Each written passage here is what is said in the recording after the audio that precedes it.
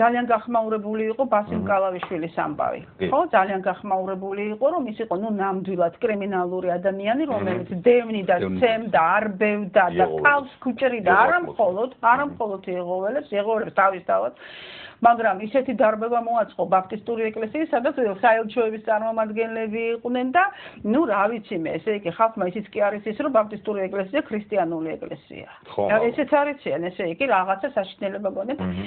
ერთი სიტყვით ისე გახმაურებული იყო, რომ ამათ აუცილებლად რეაქცია უნდა მიეცათ. თუმცა ის და დაეჭირათ, რა თქმა უნდა. ეს უკვე მოხდა რევოლუციის შემდეგ. მაშინვე მოხდა და ესე იგი სწორედ აქ რა თქმა უნდა ის ფორმა გაუმართლებელი იყო რაღაცა საშინელი მიუვარდა ეკლესიაში შევარდნა მანქანით და რაღაცა თუმცა შეეძლოთ ის კაცი ძალიან წყნარად ისე აეყვანათ მაგრამ იყო ძალიან შემტევი და ძალიან მიუღებელი ტერორის ფორმა რომ დატერორება საზოგადოება აი ესე მოვდივართ ჩვენა ვართ ძლიერი სახელმწიფო ვართ მაგრამ მე უნდა გითხრათ რომ შემდეგ უკვე ოპოზიციურად განწყობილ ადამიანებში სულ იყო ბასიმ კალავიშვილის დაცვა და თქვენ გამას გაიგონებდით კავკასიის ტელევიზიითაც სადაც გამოდიან ჩვენი ოპოზიციის სხვადასხვა წარმომადგენლები რაღაცა და გმირად შერაცხეს მაშასა და მე ოპოზიციაში ზუსტად ისეთივე დეფიციტია სამოქალაქო და დემოკრატიული აზროვნების აი ამას მე სიმპტომები მითხარით თქვენ და დამოკიდებულება და გეტყვით ხარ თუ მაშინ სად არის გამოსავალი აი ამას ვერ დამოკიდებულება მაჰმადიან მესხების რეპატრიაციასთან დაკავშირებით მითხარით თქვენ დამოკიდებულება ბასიმ კალავიშვილთან დაკავშირებით მე გეტყვით ვინ ახართ კაცო აბა ესე როგორ გამოდის ახლა მასე ყველას შეგვიძლია ვთქვათ რომ ჩვენ ავართ ძალიან დემოკრატები. კონკრეტულ საკითხში ირკვევა ეს. აი მაშინ იმ არგუმენტს რა გაუქნათ თუ ეს ესეა და მე გეთახმები რომ ესეა და ოპოზიციაც დიდი ასე ვთქვათ იმით არ გამოირჩევა პროგრესით. და იმიტომ არა აი მაშინ ოპოზიცია და ოპოზიციაც არის. ოპოზიციაც და ოპოზიციაც რა თქმა უნდა. მაშინ აი ეს არგუმენტი რომ კარგი მიშა არ ვარგა, მაგრამ რა ოპოზიცია უკეთესია? იცი რა, აუცილებლად უნდა ვთქვა ერთი რამ, რომ სწორედ რაც შეეხება აი ამ სამოქალაქო თანმიმდევრულობას და დემოკრატიულობას, რესპუბლიკურ პარტიას ბადალი არ აყავს და ამიტომ არის ის ძალიან მნიშვნელოვანი ჩვენ სინამდვილეში. და იმასაც გეტყვით რომ სწორედ იმიტომ აყავს იმდენი მოწინააღმდეგე ხალხში რომ ის თანმიმდევრულად დასავლური პოზიციას შენც დაწერე ზაზა ერთელკის თქვი აბა სხვა ნაკლები აქვს რესპუბლიკურ პარტიას დაუშვათ რომ ისეთ ხალხთან ვერ მუშაობს და რაღაცა ისეთ ელიტარულია ვთქვათ მაგრამ როგორ შეიძლება ეხა ინტელექტუალური პარტია და ჩვენთან ისეთი დეფიციტია ინტელექტის აზროვნებისა და განათლების რომ ამათ ხელის გულზე უნდა ატარებდნენ იმიტომ რომ ყველა ვერ იქნება პოლიტოლოგი ახლა ჩვენ წაგვიკითხავს პაატას ნაწერით და ივლიანე ხაინდრავას არაჩვეულებრივი ანალიზები და ეს მართლა პოლიტოლოგია და ახლა კიდევ ლევან ბერძენიშვილის განათლებული შეუძლია კაცი ვერ ნახო საქართველოში ხო ძალიან დიდი ღირსებები აქვს რესპუბლიკურ პარტიას აქვს თავისი სისტემები რა თქმა უნდა მაგრამ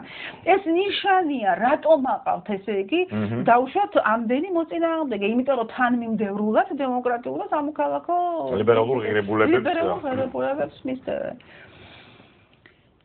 ხო და ის რომ გაითიშნენ ესე იგი ესენი ხომ იყვნენ ანუ ბევრს ქონდა ახლა იმედი რომ რაღაცა მოდიოდა ახალი ძალა და ქვეყანას ეშველებოდა ამის დაძრახვა არ შეიძლება ახლა უამრავი ხალხი დადგა მაგათ გვერდით და ახლა ყველანი კეთილგანწყობილად ვიყავით ესე იგი როგორი შთაბეჭდილება წინასწარ არ უნდა ქონოდა ის მეც ძალიან კეთილგანწყობილად ვიყავი ძალიან მინდოდა რომ გაემარჯვა ძალიან მინდოდა რომ წარმატებული ხელისუფლება ყოფილიყო და მართლა ძალიან გულწრფელად გული დაამწყდა გაშვებული შესაძლებლობების ეს აბსოლუტურად. თუმცა მე არ ამერე. აი როცა გაემიჯდნენ, არა, იმედი ერთია, ეს იმედია, სურვილი მეორეა, ხო? ესა და იმედი სხვა არის და სურვილი ისა და კეთილგანწყობილი ხარ სხვა არის. და როდესაც აი ხელისუფლებამ ჩამოიშორა რესპუბლიკური პარტია, ხო მოხდა მე რა. აჭერის არჩევნები. და მაშინ თქვი რომ ამათ არაფერი არ უნდათ, არც ცოდნა, არც საინტერესო ოპონენტი. ხო, ეხა ჭკვიანი კაცი ნატროლობს კარგ მოკამათეს და კარგ ოპონენტს, ხო? არა იმიტომ რომ ძალიან გამოწმებს ისა და ძალიან შენ შეცდომებს ესე იგი არ ვიცი მე ოპოზიციის უნდა იყოს მადლობელი ნებისმიერ ხელისუფლებამ იმიტომ რომ უამრავ ნატოს აღმოაჩენს ის ხო თანაც ფულს არ ითხოვს ამაში რომ დაგილაგოს რა ნაკლოვანებებია ვინ იპარავს ვინ ანგრევს ვინ ხო უნდა გიხაროდეს შენ თუ მართლა სახელმწიფოს აშენებ, რატოა შენ ნომერ პირველი მათემატიკა არ იყო ეს, ამიტომ თავიდანვე უკვე დაიწყო. იგივე ჟურნალისტები უნდა გიხარდეს გასწავლაზე სიმად ბრძოლა. ხო, აი ეს არის, რომ ძალიან ცუდი სიმპტომი იყო, მაშინ მე ვთქვი მე მაშინ საშუალებას, აი ეს იყო ძალიან ცუდი, როცა ესენი გაიყარნენ, უკვე ზუსტ წავიდოდა სულ უხუმა საქმე. ოპოზიციის პრობლემა არის ის, რომ მათ ეშინიათ სიმართლის თქვა ხალხისთვის პირდაპირ. რასაც ფიქრობენ? არაპოპულარულები გახდებიან. და ეს უნდა გადაელახოს ეს საზღვარი, ეს ხება ყველას, მათ შორის ეს პარტიასაც. არ უნდა გვეშინოდეს ჩვენი ამორჩევლის, ვისაც შენ გენდობთ, არ უნდა კარგოეს, იმიტომ რომ ვიღაცა სხვადასხვა უნდა მოვახდინოთ. მოდი ესე ვთქვათ, უნდა მოვახდინოთ საზოგადოების დივერსიფიკაცია. აუცილებლად. შენი ვისაც არ მოსწონხა, ვისაც არ მოსწონხა და ვინც ხმას არ გაძლევს, რომც მოაწორო თავი, მაინც თავის პარტიას მისცემს ხმას. რა თქმა უნდა. ამიტომ კაფეოთ უნდა ელაპარაკო, სიცხადე უნდა იყოს, ცხადი უნდა იყოს ელაპარაკი, კაფეო და კარგად უნდა იცოდე რა ის გამკეთებელი ხარ, შენი ღირებულებები. თუ ამას კაფეოთ იტყვი, უცებ გამოჩნდება შენი ამორჩეველი და ის ხალხიც კი ვისაც არ მოსწონხა პატრიოტიზმს სიმართლეს ლაპარაკი. ეს მოფერებები და ეს იმას არ ეწყინოს, ამას არ ეწყინოს, ისე არ გამიგოს, ეს არის რომ კრიტიკულ სიტუაციაში ყოველ ადამიანები ამორჩეველი ვერ ხედავს ხოლმე პრინციპულ განსხვავებას ამ თემის პარტიებში. ეხლა მე მგონი უკვე დგება დრო, რათა მართლა უკვე ღვთის მადლით მართლაც კიდე ერთ-ერთი შედეგი ამ მოვლენების არის რომ ლიდერი არ არის. არსად. საკაშვილი უკვე არის ანტიგმირი და არავინ არ არის კაფედ გამოკვეთილი წინწაწეული ლიდერი. ანუ შვენიერი საშუალება საზოგადოება მოახდინოს, თქვათ ასე, გადახედოს თავის წარმოსახვას როგორი უნდა იყოს პოლიტიკური სურათი ქვეყანაში და ყურადღება გამახოს უკვე გუნდებზე, ღირებულებებზე და არა ლიდერებზე, მით უმეტეს ხარიზმატულ ლიდერებზე. ძალიან კარგი. მე მგონი ჩვენ რაღაცა ძალიან ბუნებრივად დავასრულეთ რაღაც გარკვეული თემა, გადავიდეთ ახალ თემაზე. და მე მინდა ეს დავემახსოვროთ ეს მომენტი, ლიდერის მომენტი. და მე მგონია რომ სწორედ აი ეს ლიდერისადმი ახალი დამოკიდებულების გაჩენა არის რაღაცა გარკვეული სიმპტომი, რომელიც ლაპარაკობს იმაზე, რომ ჩვენ მე მგონი რაღაც ახალ პერიოდში გადავიდეთ. და სხვა შორის მინდა შემოგთავაზოთ ერთი ესეთი სიმბოლური რამდენიმე სურათი, ანუ ეპიზოდი ჩვენი აი 20 წლიანი წარსულიდან როგორ შეიძლება ის დაიყოს რათა სიმბოლური ეპიზოდებისა და სურათების მიხედვით რაც ლიდერებს რაც შეეხება თუ რაღაცნაირად აი 20 წელს გადავხედავთ არა ჩემს თვალწინ აი თითოეულ ძალაუფლების თითოეულ ტიპს რაღაცა თითო სურათი უკავშირდება მაგალითად გამსახურდიას პერიოდს ესეთი სიმბოლური სურათი ზვიად გამსახურდია და რიჩარდ ნიქსონი როდესაც გამსახურდიას გადაშლილი აქვს ვეფხვის ტყავსანი და რაღაც ელაპარაკება ნიქსონს უხსნის მას მეორე ესეთი სურათი ყოველ შემთხვევაში ვეფხვის ტყავსანი ჯობია ხინკალს რა თქმა უნდა ნუ არ ვიცი არა კი ჯობია მაგრამ ხინკალს კარგია ტყავსანი გადამუშალო მეორე ესეთი სურათი ედვარდ შევარდნაძე და ჯეიმს ბეიკერი ეგრეთ წოდებული ანთროპოლოგის ყურები იყო ხო აი მოედანზე გამოსულები დაცვის გარეშე რაღაცა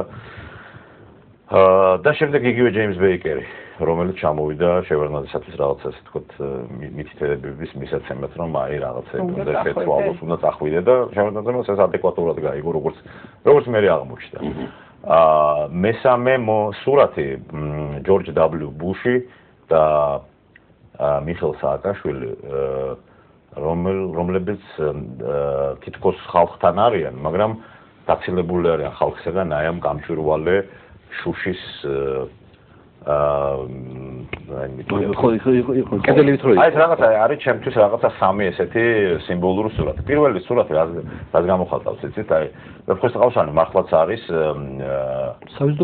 არა მარტო გენიალური ტექსტი არამედ ეს არის რაღაცა ქართული ენის სალიტერატურო ენის ერთიანობის გამომხატველი, ხო?